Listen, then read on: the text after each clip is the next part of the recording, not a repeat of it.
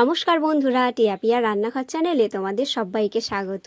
এই তালের সময় নিয়ে চলে এসেছি তালের বড়ার রেসিপি। তোমরা পুরো ভিডিওটা প্রথম থেকে শেষ পর্যন্ত দেখতে থাকো।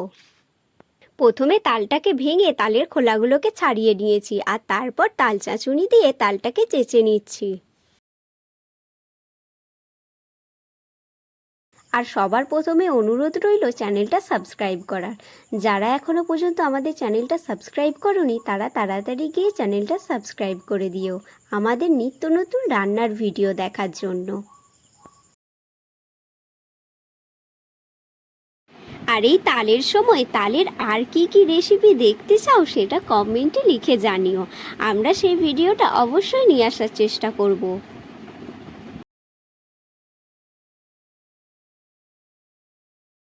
সব তালগুলো চেঁচে নেওয়া হয়ে গেছে।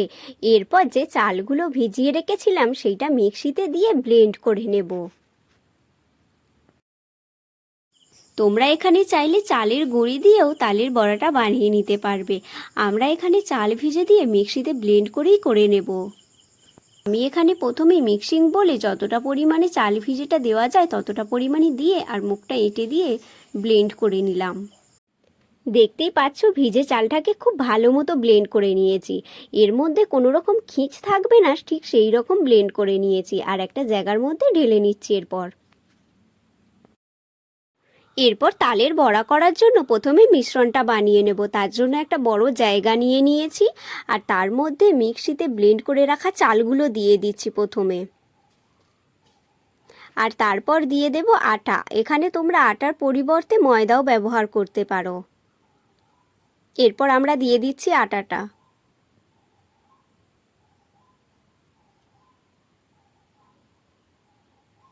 আর তারপর দিয়ে দিচ্ছি পরিমাণ মতো নুন। তারপর সবগুলো উপকরণ ভালো করে প্রথমে মেখে নিচ্ছি।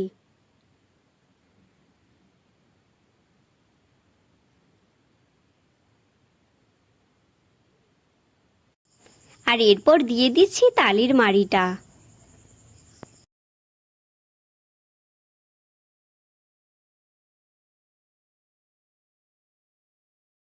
আর সবশেষে দিয়ে দিচ্ছি পরিমাণ মতো গুড়। তোমরা এখানে যেরকম মিষ্টি খেতে পছন্দ করো সেই অনুযায়ী গুড় বা চিনিটা দিয়ে দেবে। আর তারপর সবগুলো উপকরণ একসাথে ভালো মতো মেখে নিচ্ছি। আর হ্যাঁ বন্ধুরা, এখানে মিশ্রণটা কিন্তু পাতলা করা যাবে না।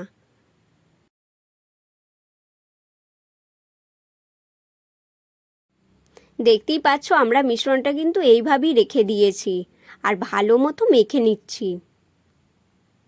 এই দেখো মাখা হয়ে গেছে। এরপর কড়াই বসিয়ে নিয়েছি আর কড়াইয়ের মধ্যে তেল দিয়ে দিচ্ছি পরিমাণ মতো। আর তেলটাকে প্রথমে ভালো মতো গরম করে নিতে হবে।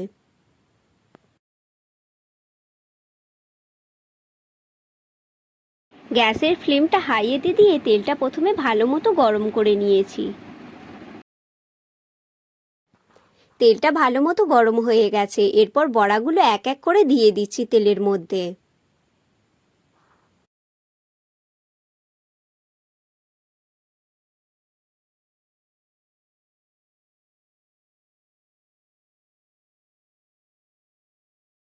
বড়াগুলো যখন তেলের মধ্যে দেবে তখন গ্যাসের ফ্লেমটা মিডিয়ামে রাখবে, এতে করে বড়াগুলো খুব সুন্দর ভাজা হয়।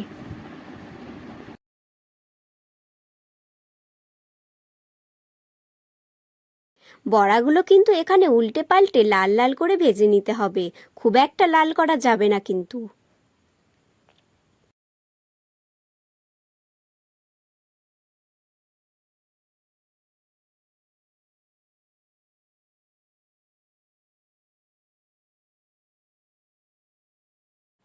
বড়াগুলো ভাজা হয়ে গেছে, এরপর তুলে নিচ্ছি। দেখো এখানে কিন্তু আমি বড়াগুলো খুব একটা লাল লাল করিনি, এই পর্যায়েতেই তুলে নিয়েছি। এরপর আবার বড়াগুলো দিয়ে দিচ্ছি। তোমরাও একবার বাড়িতে এইভাবে তালের বড়া ট্রাই করে দেখতে পারো, আশা করছি খেতে অনেকটাই ভালো লাগবে।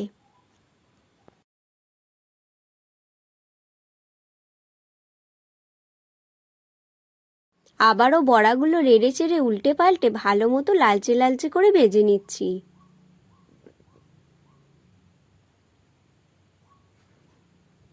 বড়াগুলো ভাজা হয়ে গেছে, এরপর আবারও তুলে নিলাম।